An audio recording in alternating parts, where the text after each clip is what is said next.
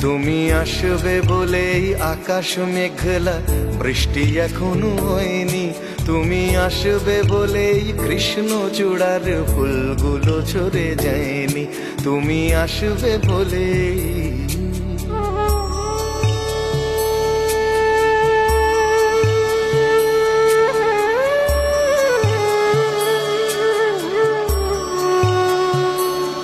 তুমি আসবে বলেই অন্ধকানাই বসে আছে গান গায়নি।